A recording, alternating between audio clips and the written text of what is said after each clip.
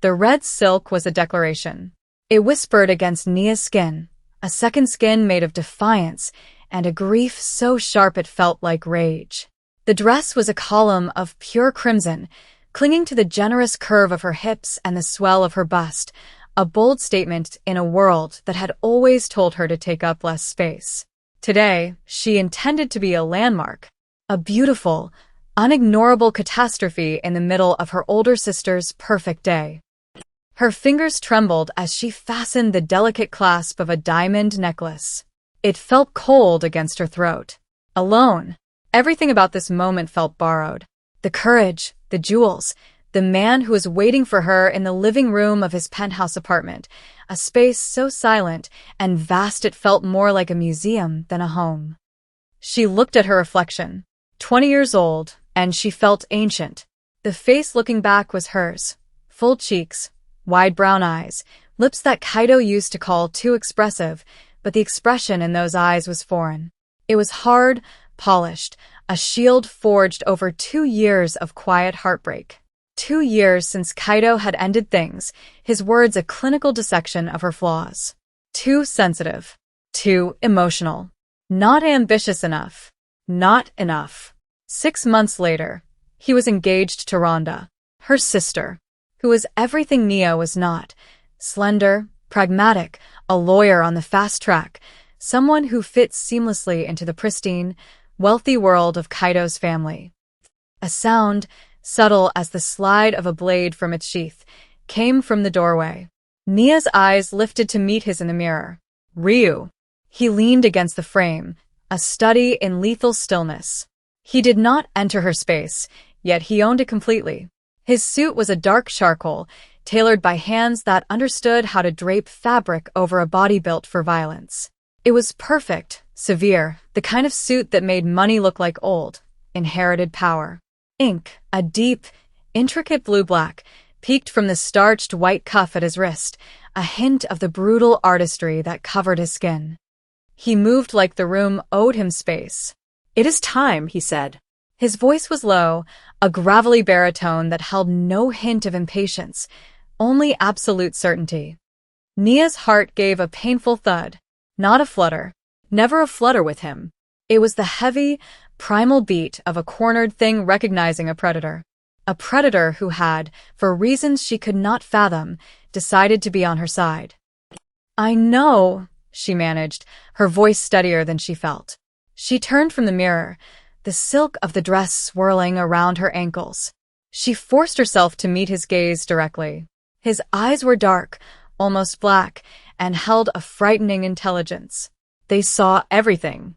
They saw the tremor in her hand, the bravado of her dress, the hairline cracks in her composure. He had found her working late at the university library, surrounded by books on Edo period art, a world away from his.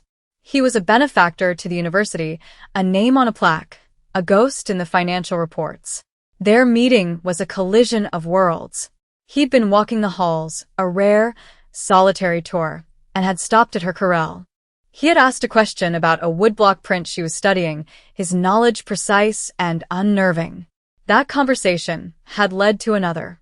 He was drawn to her quiet focus, a stillness that mirrored his own, and she was drawn to the abyss of his power, the terrifying calm he projected. When the wedding invitation had arrived, a cream and gold monstrosity that felt like a slap, she had shattered. She'd told him about it during one of their strange, formal meetings, the words spilling out in a torrent of bitterness and pain. He had listened, his expression unreadable, his hands resting motionless on the polished table between them. When she was finished, hollowed out and ashamed of her outburst, he had said 5 words. "I will take you." It was not a question. It was a verdict. And Nia, drowning in her own humiliation, had clung to it like a life raft. Now, standing before him, she felt the true weight of that decision. He was not just a wealthy, intimidating man. He was the head of the Ishikawagumi, a name whispered with fear in the highest and lowest echelons of Tokyo. He was a man whose presence was a statement of power far beyond Kaido's new money arrogance.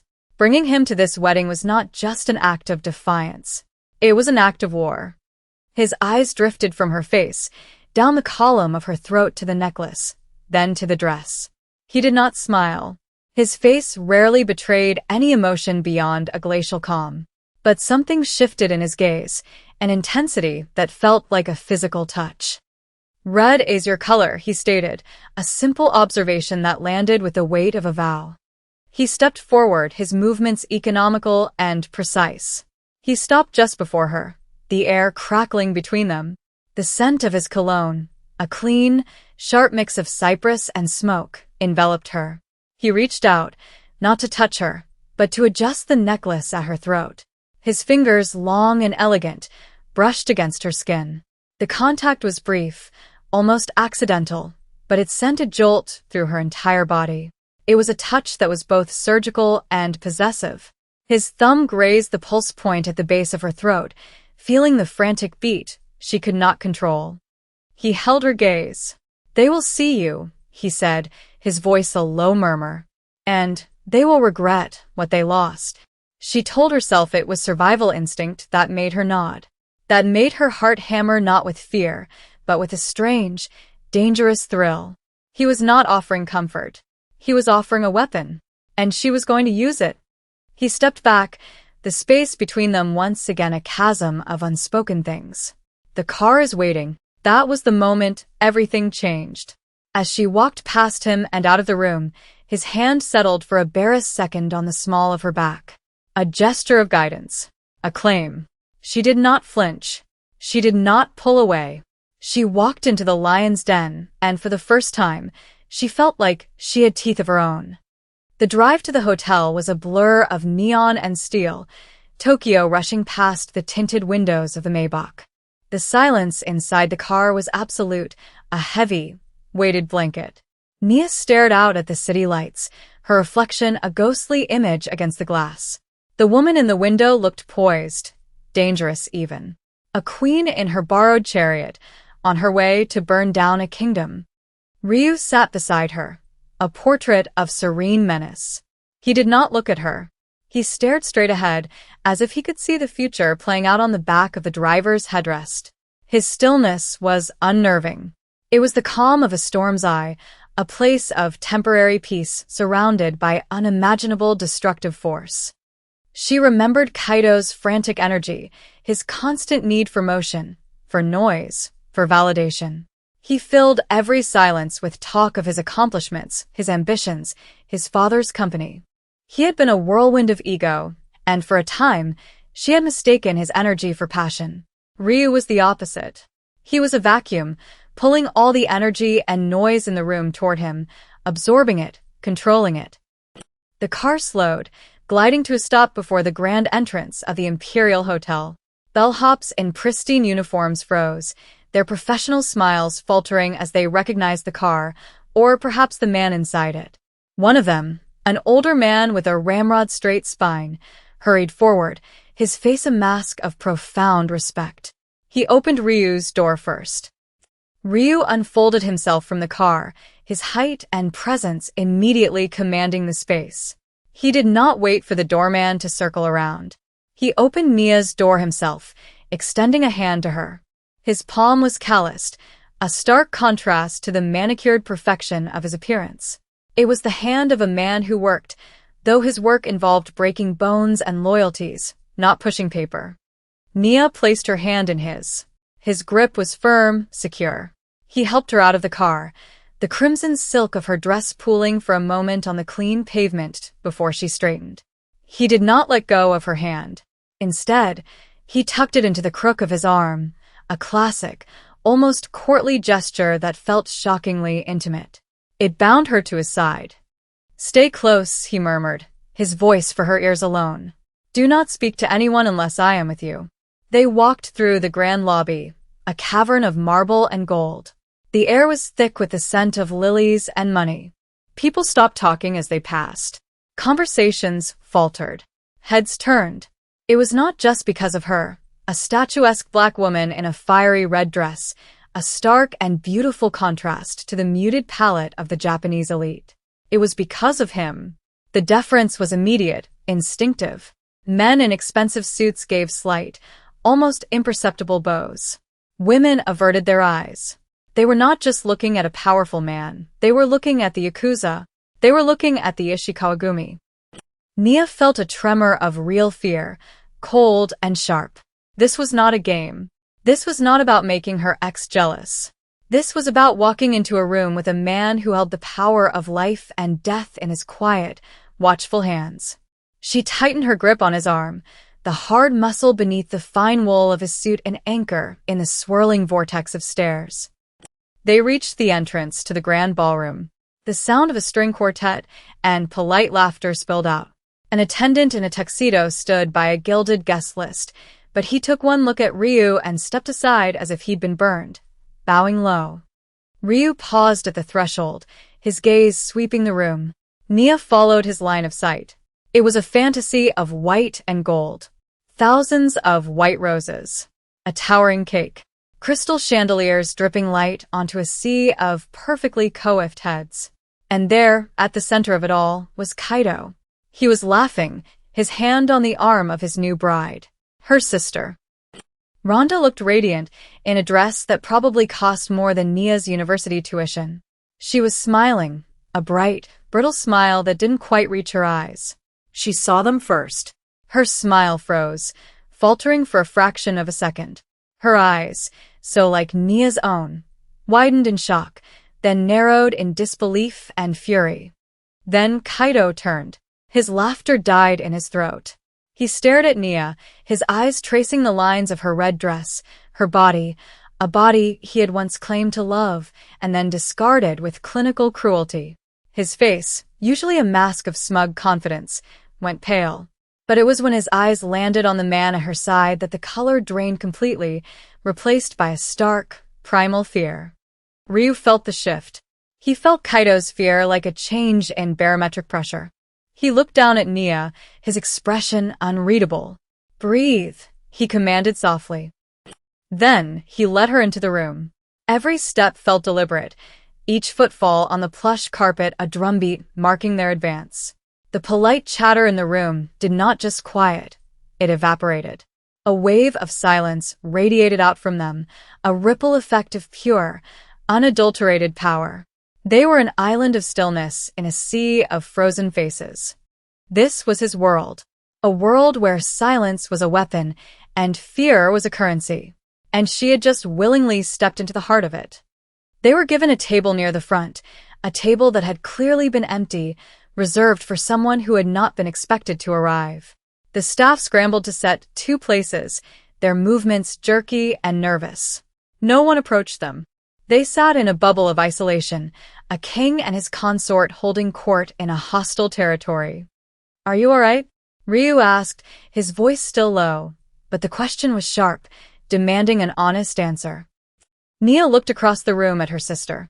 Rhonda was whispering furiously to Kaido, her face a mask of anger. Kaido was not looking at his bride. He was staring at their table, at Ryu, his posture rigid with a terror that was almost pathetic.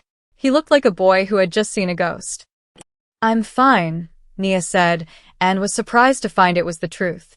The humiliation she had dreaded, the pitying looks, the whispers, none of it touched her. It was all directed at Kaido and Rhonda. She was not the tragic figure here. She was the mystery, the threat. They looked startled.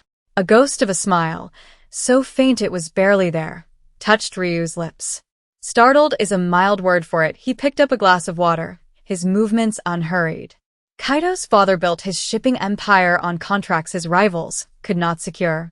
He made alliances with the wrong people, owed debts he could not pay. Nia's blood ran cold. "What kind of debts?" "The kind that are passed from father to son," Ryu said, his eyes fixed on Kaido.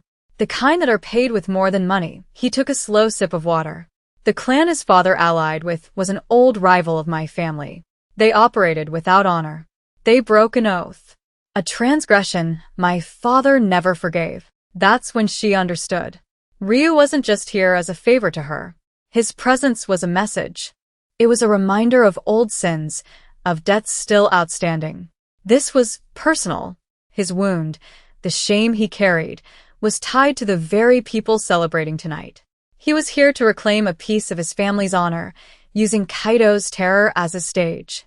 The danger in the room escalated from social to tangible. This was not just a family drama anymore. It was a Yakuza power play unfolding at a wedding. A man approached their table.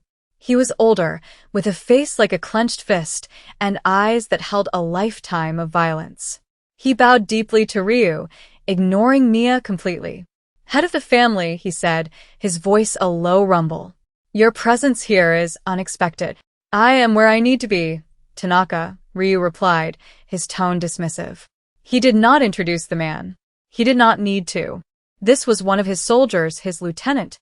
Tanaka's eyes flickered to Kaido's family table, where an older man, presumably Kaido's father, was watching them with a grim expression. The Sasaki clan is also in attendance. They see this as a provocation. "Let them," Ryu said, his voice dropping to a near whisper, a thread of cold steel. "Let them remember what happens to those who lack discipline." The lieutenant bowed again and retreated, melting back into the crowd. The threat was no longer abstract. It was here, in this room, breathing the same recycled, air-conditioned air. The Sasaki, the rival clan. They were here. Mia felt a sudden, dizzying urge to run. To get up, walk out of this gilded cage, and disappear back into the safety of her anonymous life. She could. The exit was right there. No one was physically stopping her. She looked at Ryu. He was watching her, his dark eyes searching her face, gauging her reaction. He was giving her the choice. He would not force her to stay. His brand of control was more subtle than that. She thought of Kaido's dismissive words, of her sister's casual betrayal. She thought of the years she had spent trying to make herself smaller, quieter, less of a burden. She looked at the crimson dress, a beacon of defiance. Leaving now would undo it all. It would make her the frightened girl Kaido always said she was. She took a slow, deliberate breath. She met Ryu's gaze and held it. She reached across the small table and laid her hand over his, which rested on the white linen. His skin was cool. His hand was completely still beneath hers. "I'm not going anywhere," she said, her voice quiet but firm. It was the first charged moment between them that was not born of his power over her, but of her choice to align with him. A flicker of something, surprise, respect, passed through his eyes. He turned his hand over and curled his fingers around hers, his grip surprisingly gentle.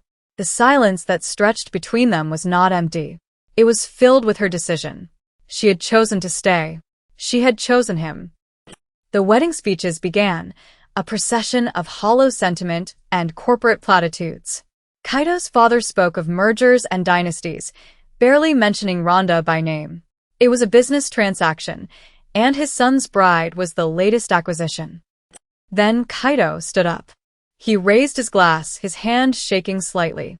He looked at Rhonda, but his eyes kept darting toward their table. "To my beautiful bride," he began, his voice strained. "A woman of grace and pragmatism." He stumbled over his words, his confident facade cracking under the weight of Ryu's silent scrutiny. He was trying to reclaim control, to re-establish his dominance in a room that no longer saw him as the most powerful man present. He then made his mistake. His gaze landed squarely on Nia. "And to family," he said, a malicious glint in his eye. "Those who are here to support us, and those who find other ways to seek attention." The insult was public, a petty, pathetic jab. The room tensed. Nia felt a hot flush of anger, the old humiliation trying to claw its way back up. But before she could react, Ryu squeezed her hand, a silent command to wait. He leaned in, his lips brushing the shell of her ear. The sensation sent a shiver down her spine. "The Sasaki heir is sitting 3 tables to your left," he murmured, his breath warm against her skin. "The one with the silver watch. Kaido has been in business with him for 6 months. A secret partnership his father does not know about. A partnership that funnels money away from his family's company and into Sasaki hands." The information was a weapon, handed to her, loaded and ready. This was her chance to do more than just endure. This was her chance to fight back. This was her morally gray moment. When the speeches were over, and the guests began to mingle, Kaido approached their table. He came alone, a foolish, arrogant move. Rhonda watched from a distance, her face a storm cloud. "Nia," he said, his tone dripping with condescension. "I see you brought a guest." He glanced at Ryu, a flicker of fear in his eyes, but his pride forced him to press on. "This is a family event. He's my date," Nia said, her voice even. She did not rise.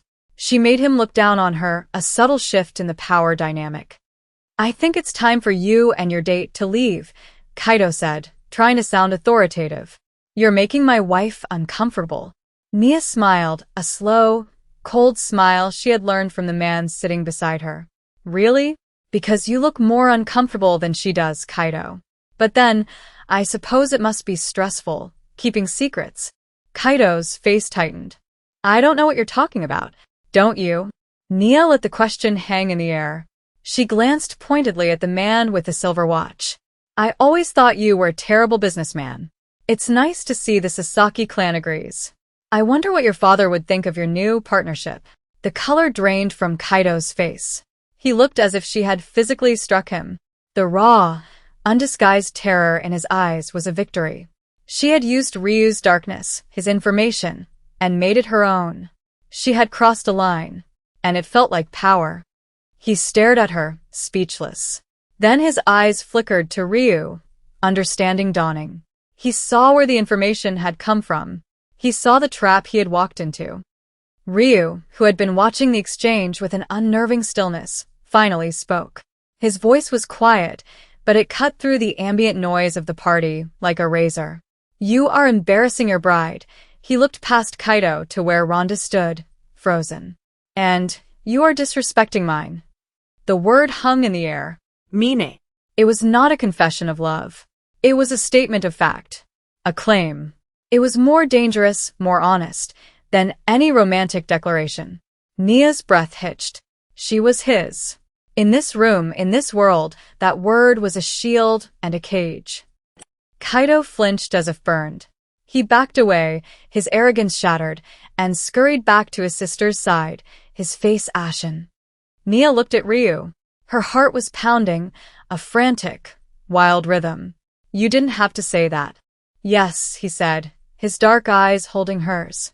"I did." He saw the beautiful, terrible thing she had just done, the way she had wielded his power with such precision. A slow, appreciative look entered his eyes. "You look beautiful when you're ruining them." That was the confession. Not of love, but of recognition. He saw the darkness in her, the part that had been willing to be ruthless, and he was not afraid of it. He admired it. The night wore on, a tense tableau of unspoken threats and social warfare. Then, the enemy escalated. Kaito, humiliated and desperate, made his final move. He spoke to two large men in ill-fitting suits, hotel security, and pointed toward their table. He was trying to have them thrown out.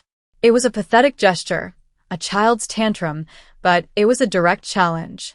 He was targeting her, trying to assert his dominance in the only way he had left. The security guards approached, their expressions apologetic but firm.